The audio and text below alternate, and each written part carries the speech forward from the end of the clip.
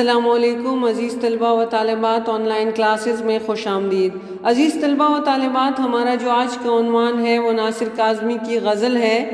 ناصر کاظمی کی غزل پڑھنے سے پہلے ہم ان کا تعارف دیکھیں گے۔ ناصر کاظمی 1 دسمبر 1925 کو بھارت کے شہر امبالہ میں پیدا ہوئے۔ والد کی ملازمت کی وجہ سے مختلف شہروں میں تعلیم حاصل کی۔ قیام پاکستان کے بعد ہجرت کر کے لاہور آ گئے۔ کچھ عرصہ مختلف صحافتی اداروں اور ریڈیو پاکستان لاہور سے بھی منسلک رہے۔ 2 مارچ 1973 کو انتقال کر گئے۔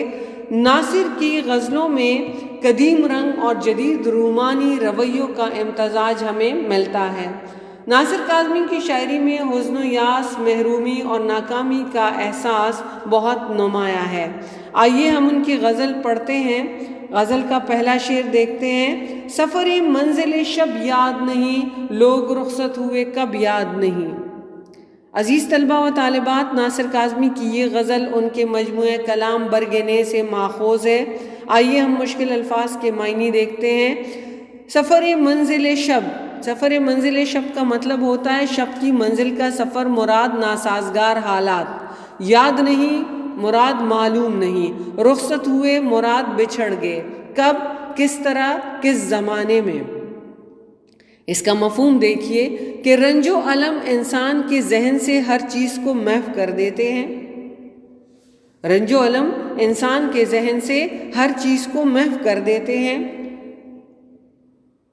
ناصر کاظمی کی شاعری کو اگر ہم دیکھیں تو اس میں عام طور پر غم، محرومی، ناکامی اور ماضی کے ماتم کا احساس پایا جاتا ہے۔ اس شعر میں بھی یہی احساسات موجود ہیں۔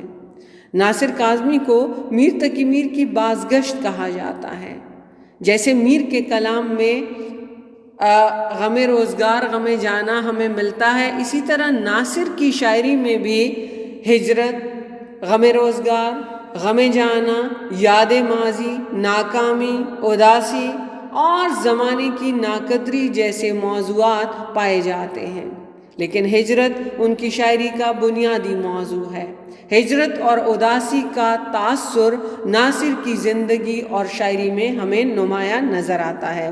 وہ بھارت کے شہر امبالہ میں پیدا ہوئے اور تقسیم ہند کے وقت خون کا دریا عبور کر کے لاہور آئے، مگر یہاں آ کر جب انہوں نے مسلمانوں کے حالات کو دیکھا تو اس چیز نے انہیں بہت دل برداشتہ کر دیا۔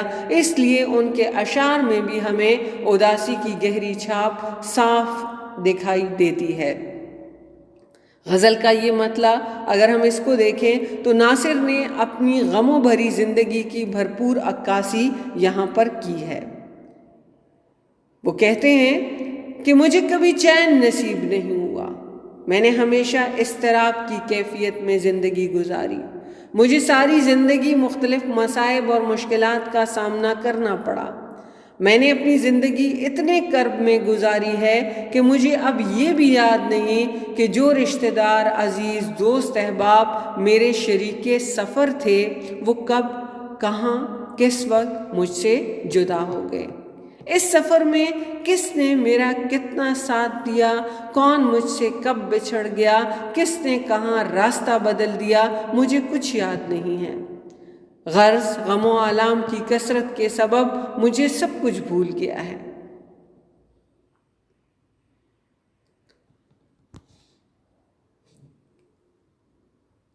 عزیز طلبہ و طالبات، دوستوں کا ساتھ جو ہے وہ بے حد اچھا ہوتا ہے۔ شاعر کہتے ہیں کہ مجھے یاد نہیں، بس اتنا معلوم ہے کہ وہ دوست جو کبھی میرے ساتھی تھے، جو میرے ساتھ رہا کرتے تھے، اب مجھے ان دوستوں کا ساتھ میسر نہیں۔ ایک ایک کر کے ستاروں کی طرح ڈوب گئے، ایک ایک کر کے ستاروں کی طرح ڈوب گئے، ہائے کیا لوگ میرے حلقہ احباب میں تھے۔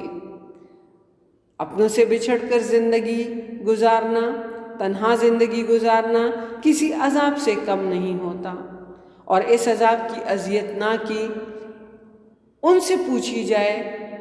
ناصر کہتے ہیں جو میری طرح دوستوں سے محروم ہو گیا ہو۔ جب میرے دوست تھے تو میری زندگی بڑی خوبصورت تھی، متحرک تھی۔ جب وہ دوست نہیں رہے تو میری مثال اب اس مسافر کی طرح ہے جس کی ٹانگیں ٹوٹ گئی ہوں اور وہ منزل سے ابھی کافی دور ہو۔ اگلے شعر کی طرف آئیے۔ اولین قرب کی سرشاری میں کتنے ارمان تھے اب یاد نہیں۔ اولین پہلا ابتدائی، قرب مراد محبوب کا ساتھ، سرشاری مستی مدہوشی، ارمان تمنا حسرت، یاد نہیں مراد معلوم نہیں۔ مفہوم اس کا دیکھتے ہیں کہ غموں کی کثرت سے انسان حسین لمحوں کو بھی بھول جاتا ہے۔ شاعر یہاں پر ہمیں بتاتے ہیں کہ محبت کا جذبہ ایک ایسا جذبہ ہے جو خود بخود انسان کے دل میں جنم لیتا ہے، اور انسان کا دل جو ہے وہ خواہشات کا مرکز ہے۔ اسی لیے وہ کہتے ہیں کہ محبت کے آغاز میں محبوب کی اولین قربت نصیب ہوئی تو دل میں طرح طرح کے جذبات مچل رہے تھے۔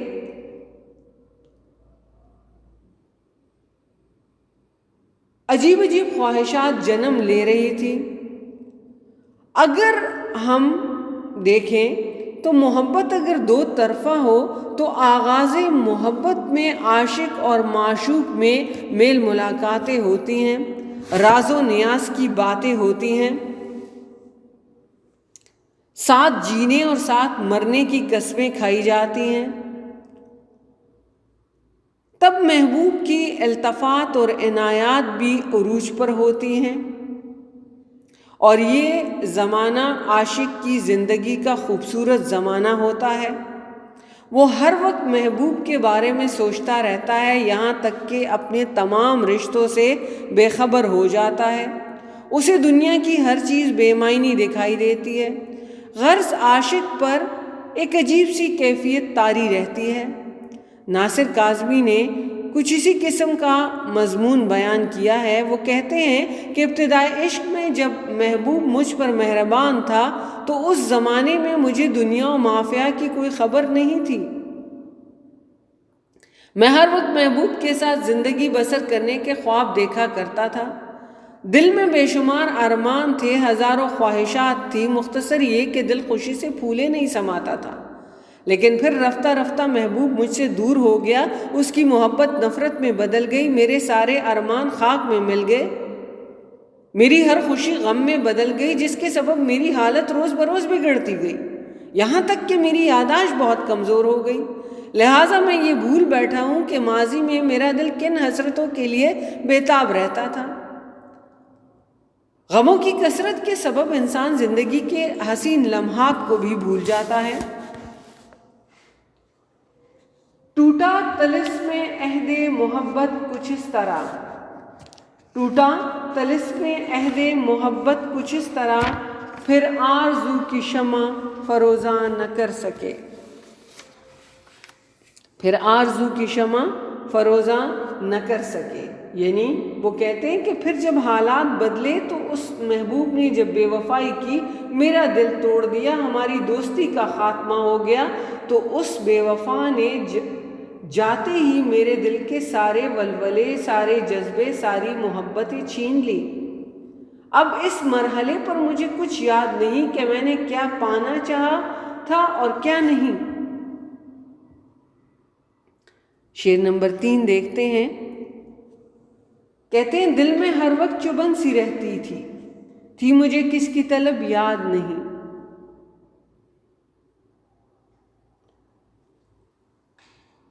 ناصر کاظمی کہتے ہیں کہ میرے دل میں ہر وقت ایک چبھن سی رہتی تھی۔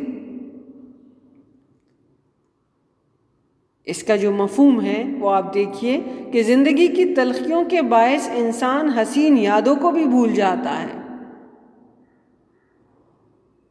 اسی لیے ناصر کہتے ہیں کہ میرے دل میں ہر وقت ایک چبھن سی رہتی تھی، کسی کو حاصل کرنے کی خواہش دل میں مچلتی تھی، لیکن بدقسمتی سے مجھے زندگی میں صرف رنج و الم ہی ملے،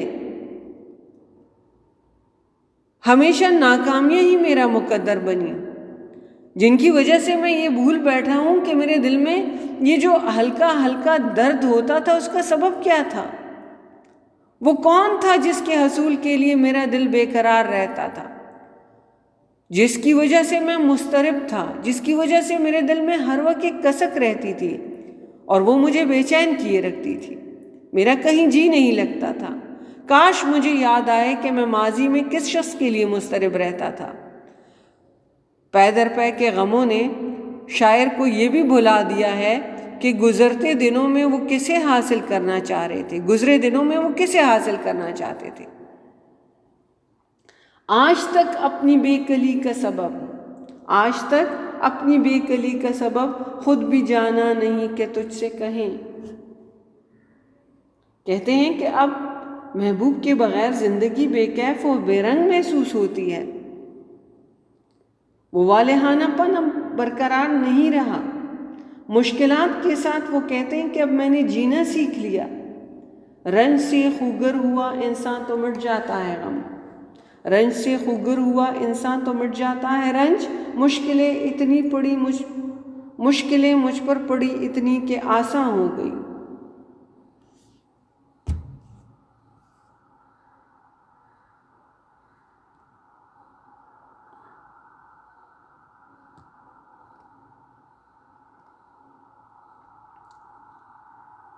رنج سے خوگر ہوا انسان تو مٹ جاتا ہے رنج، مشکلیں مجھ پر پڑی اتنی کہ آساں ہو گئی۔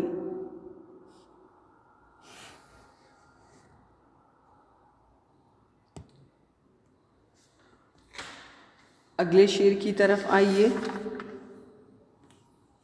وہ ستارہ تھی کہ شبنم تھی کہ پھول، ایک صورت تھی عجب یاد نہیں۔ شاعر نے اگر ہم اس شعر کا مفہوم کو دیکھیں تو غم و آلام حد سے بڑھ جائیں تو انسان خوشگوار لمحوں کو بھی بھول جاتا ہے۔ شاعر نے اس شعر میں محبوب کے لیے 3 استعارے استعمال کیے ہیں۔ وہ کہتے ہیں کہ میرا محبوب ایک چمکتے ہوئے ستارے کی مانند تھا جس نے میرے دل کو رونق بخشی، تاریکی کو دور کیا اور ایک نور پھیلا دیا۔ یا پھر وہ شبنم کے قطروں کی طرح تھا جو پھولوں کی پتیوں پر چمکتے ہیں اور نرم و نازک ہوتے ہیں۔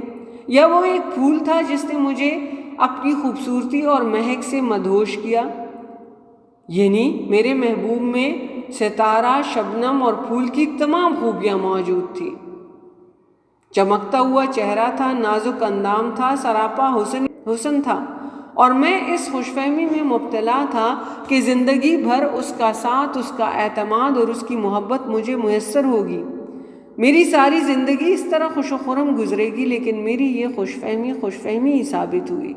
بہت جلد ہمارا ساتھ ٹوٹ گیا، ہم ایک دوسرے سے بچھڑ گئے، غم دوران غم جانا کو بھلا دیا، وقت کی دھول میں ایک دوسرے سے کچھ اس طرح غائب ہو گئے کہ مجھے اب اس کا چہرہ، اس کی صورت بھی یاد نہیں۔ کیا لوگ تھے جو جان سے بڑھ کر عزیز تھے، کیا لوگ تھے جو جان سے بڑھ کر عزیز تھے، اب دل سے محو نام بھی اکثر کے ہو گئے۔ شکریہ، اللہ حافظ۔